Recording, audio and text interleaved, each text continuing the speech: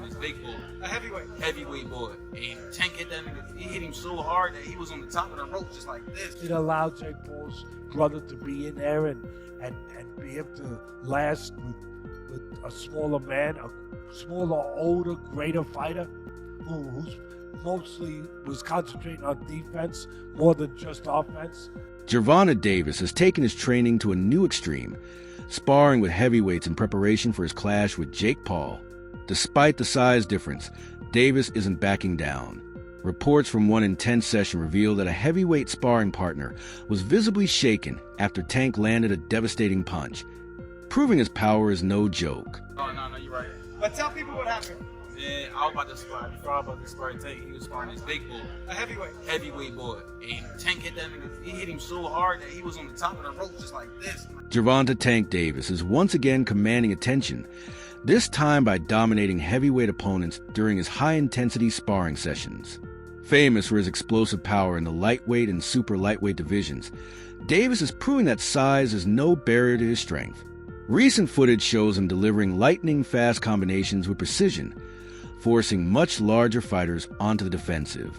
His ability to control tempo, slip counters, and respond with sharp, calculated attacks highlights just how focused his training has become.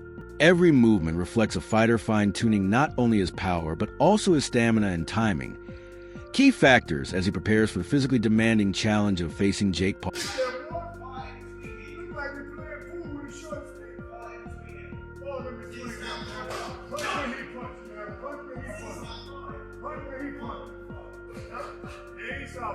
We slowed down. Now we're going to commit sparring again. That's what we do. We reload and come back. Yeah, you gotta get close, man, because they know you're scared to get close. Get close, man. Keep rolling, man.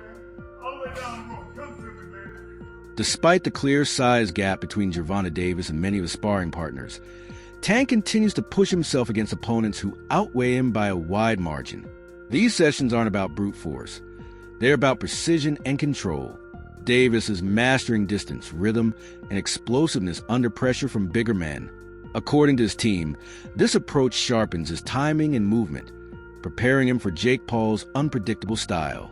Knowing that Jake's greatest advantage is size, Davis is tackling that challenge head-on in training. By sparring heavyweights, he's stripping away any intimidation factor and building confidence through discipline and adaptability, ensuring he's ready for every scenario once the fight begins. Here's a clip of Gervonta "Tank" Davis releasing footage of him training and sparring with a heavyweight ahead of his showdown with YouTube sensation turned professional boxer Jake Paul that's set to take place November 14th in Atlanta, Georgia at the State Farm Arena. Tank Davis is 5'4" and he weighs in at 135. His last fight, he actually was 133 pounds.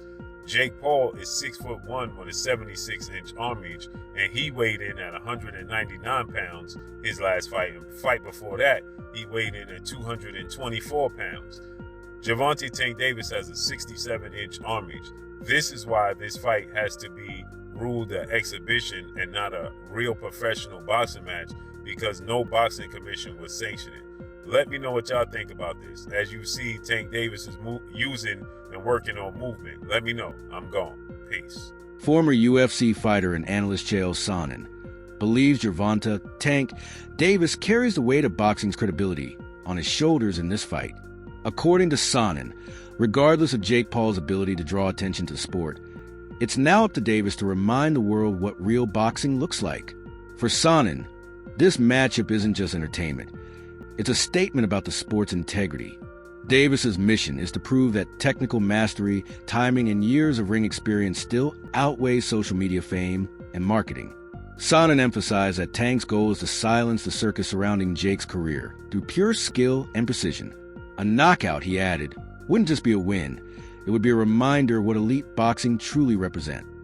Which is to let anybody know that's listening that it doesn't make any difference, that boxing is a real sport.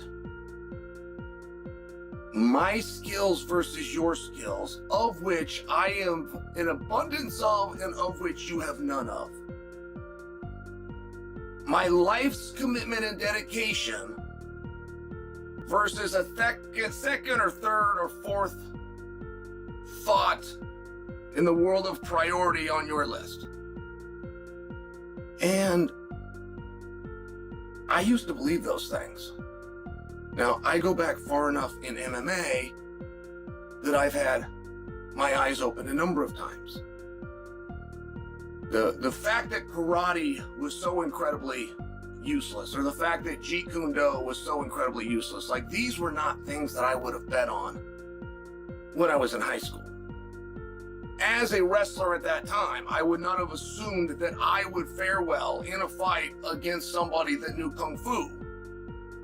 We had all been falsely led through Hollywood.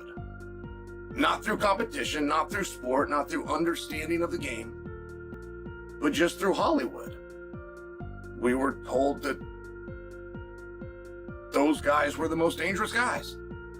So, we then eventually get up to Conor McGregor versus Floyd Mayweather, which had a weight discrepancy, but it was very small. I mean, I watched him weigh in, I want to say it was like 8 pounds. As fight week approaches, new footage and reports confirm that Gervonta Davis has been rigorously sparring with heavyweight fighters in camp. These aren't light sessions, they're intense, full-contact battles designed to push Tank beyond his limits. His trainers explain that by facing bigger, stronger opponents, Davis is conditioning himself to make the actual fight feel easier.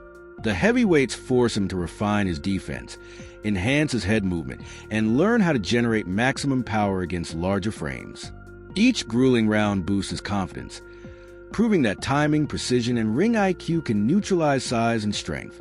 It's an unconventional but highly effective strategy, one that underscores just how seriously Davis is preparing for Jake Paul as a legitimate threat.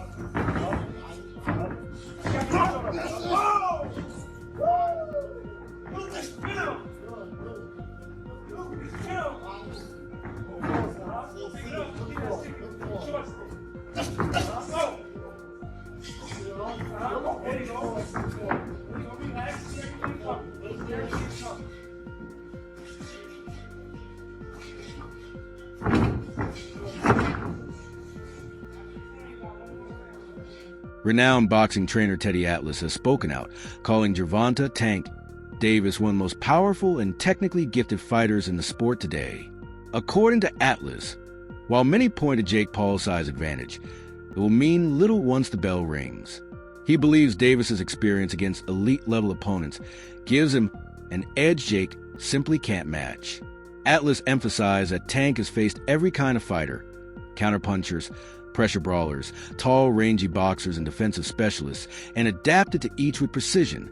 In contrast, Jake's record lacks true boxing veterans. For those asking, what if Jake lands one big shot? Atlas insists they're missing the point. Davis's composure and adaptability under fire are what set him apart from mere entertainers. You have one guy who, he's smaller, but he's a top fighter, he can punch. And he's fighting a guy who's not a top pro fighter, who's bigger. What if he hits him on the chin? What if he hits him on the chin? It'll wind up selling. And that's what'll wind up selling it. The what if. What if Tank makes him do a cha-cha? He hits him on the chin. And Jake Paul, we're going to find out if he can dance. Whoa. Do the cha-cha. That's what's going to sell it. And you can't argue that what if. You can't. I know I get to places that other people won't go and everything else. They just dismiss stuff because it's easier to do that. It's safer to do that. You don't have to bows and arrows coming at you from people that argue with you because you did that. But I don't care. I've had bows and arrows my whole life. I don't care. But that's true. That what if. What if this guy who is a real good puncher, who is one of the best fighters in the world right now, what if he hits him? What if he makes a miss and he counters him? Or he jumps up in the air? Bang! And he hits him. Sid Terrace was a great fighter. No, not the 1700s, but years ago. And Cus D'Amato told me he loves Sid Terrace. He said, Teddy, he used to jump up in the air and hit you with 3 jabs. I said, whoa, man, Sid Terrace. All right. Anyway, look, I can't finish without saying that it did invoke some memories and thoughts that we've been here before in a different way, where Jake Paul's brother fought Mayweather. That's not forget. And I'm not saying I like that either. I mean, first of all, Mayweather was past his prime. He was already retired. He was older, everything, but he's still the great Mayweather. And Mayweather was fighting a guy, what was it, 50-pound difference, 60-pound difference, whatever it was. And that size made a difference. It allowed Jake Paul's brother to be in there and be able to last with a smaller man, a smaller, older, greater fighter who's mostly was concentrating on defense more than just offense. Sports analyst Max Kellerman shared a more personal perspective on Gervonta "Tank" Davis's motivation, suggesting that his decision to face Jake Paul stems from both strategic and personal reasons. According to Kellerman, Davis took the fight partly to secure long-term financial stability and gain more time with his family after years of relentless training camps and title bouts. He noted that Tank has been contemplating slowing his career pace to prioritize mental balance and family life. The Jake Paul matchup, Kellerman explained, represents more than just a business opportunity. It's a transitional moment. It allows Davis to embrace a high-reward spectacle while reminding the world that, even as he plans for the future, he remains one of the most dangerous and skilled fighters in boxing today. You got a guy like Gervonta, who I personally think has been checked out for way longer than this last fight. I think he was checked out prior to the Roach fight. I thought this was all going to be in the works, where he was supposed to beat the 16-1 Roach and then go on to fight Jake Paul and then call it a career, because I think the people around him understood there wasn't much left in the tank for him in terms of his want or his desire to be here. He did an interview with Dan Canobio about 18 months ago where he was like, yeah, man, I just kind of want to raise my family. I don't know how much left of the boxing for me. I don't want to see a therapist. I want to, I need to, but like I don't want to take away from my fighting. But I think it's time for me to do stuff like that. So I think the writing has been on the wall for Tank for a while. So that draw was kind of just like, I was on the way out anyway. I don't need to go back in there. And I said it at the end of that fight. I'm like, there's no way we see that rematch. He was so uncomfortable in that ring with Roach. He doesn't want to feel that again. He showed that night. So I'm not surprised that fight's not happening. I'm not even surprised he's fighting Jake Paul now. It's a cash. During the press tour, analysts Chris Mannix and Sergio Mora highlighted the stark contrast between the two fighters' personalities. Jake Paul, true to form, embraced his role as a promoter, talking loudly, generating headlines, and using his charisma to fuel attention. Gervonta Davis, in contrast, remained composed, quiet, and seemingly uninterested in the verbal sparring. Mannix noted that while Jake knows how to sell a fight, Davis knows how to win one. Mora added that Tank's silence isn't a weakness. It's proof of his focus and discipline. Both analysts agreed that when the cameras fade and the hype ends, Davis's raw skill, timing, and power will speak far louder than any words ever could. Even though Jake Paul tried to egg him on and try to goad Gervonta Davis on, he's dealing with somebody that it's not a quick-witted, thinker. He's not a quick-witted speaker. Tank Davis is explosive in the ring. He's fast and powerful in the ring. He's charismatic inside the ring when he's punching. But when you put a microphone in front of him, he's not articulate. He doesn't know how to quickly respond to people. He stutters a lot. He does more stuttering than talking. So Gervonta Davis in front of a microphone is not going to sell. So Tank Davis shouldn't be put in a podium like that. He should have speakers for him. He should have someone talking for him. He should have a mouthpiece. Tank Davis is not going to sell this fight. And Jake Paul knows it. That's the reason he kept throwing jabs at him. He tried to get Tank out of his shell. Tank's not quick verbally enough. He's not quick-witted. He's not quick with the tongue. So in order for him to sell this fight, he's going to have an adversary that can spit something back. Like, for instance, Chavez Jr., he didn't have that quick-witted response, but he had the backing. He had the loyal following. And Chavez Jr., like many Mexicans, don't need to speak because they do all their fighting in the ring, and people know that. Tank Davis, I don't know, man. He didn't look good in his last fight. He's not fighting the killers in his division. People are getting off that Tank train, and we know that he's had his issues outside the ring. The love's not there anymore. Tank Davis is losing a lot of passion, a lot of followers, and people aren't buying this circus that Jake Paul's trying to sell. And I'm glad that people are getting off this train. The commission in Georgia got off this damn train. That's why they had to move this fight to Florida, where anything can happen. Former world champion Tim Bradley revealed insider details, claiming Gervonta Davis had limited options before agreeing to fight Jake Paul. According to Bradley, Tank initially targeted a rematch with Lamont Roach, but negotiations collapsed, leaving few major opportunities on the table. With increasing pressure from promoters and networks, the Jake Paul deal emerged as the most practical and lucrative choice. Bradley admitted that while some may see it as a risky business move, it offers Davis massive exposure and financial reward. He explained that factors like management decisions, timing, and broadcast politics often shape such matchups more than fans realize. Still, Bradley is confident that Davis will capitalize on the opportunity and remind the world why he remains a truly elite, world-class boxer. I do. I'm not making no excuses for Tank at all, but this is just my perspective, man. Tank had no other choice but to do this fight, man. He had no other choice. You know, he was in training for that Lamont Roach fight. You know, then the covers got pulled off, you know, and then this fight came about. You know, this is an inside thing, man. I swear, man, I'm telling y'all, this is an inside thing. You know, this is something that Al, PBC wanted Canelo to do, you know, because this is how they eat. This is how they gonna eat. This is how they gonna recoup, you know. As you know, PBC, they got no legs to stand on, man. You know, money going out, not enough money coming in. They got to spend their own bread, you know, for everything, you know, for everything. So, you know, they need money coming in. And their guy, Canelo, left. He with Turkey now. They wanted Canelo to do this fight.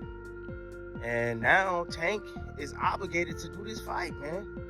Again, to save PBC. I promise y'all, man. I'm telling you. You know, Tank was already signed up to fight Roach rematch. He was already signed up. You know? You can just tell, man. I can tell. You know, yesterday, listening to the press conference, I saw like, I don't know what it was. It was something with Jalen Love, and it's like a secret. I don't know what that is. It's a secret. Following the press conference, some fans began questioning whether Gervonta Davis was fully engaged in his upcoming fight with Jake Paul. Observers pointed to his calm demeanor, distant expression, and minimal reaction to Jake's taunts. While some viewed it as laser focus, others interpreted it as disinterest. The noticeable size difference between the two fighters also reignited debates about fairness and competitiveness. Many expected Tank to be more vocal, yet he appeared calm and detached, perhaps intentionally saving his energy for fight night. However, those close to Davis insist his silence is not apathy, but strategy. It's part of his mental preparation, a deliberate choice to avoid theatrics and stay locked in on what truly matters: winning.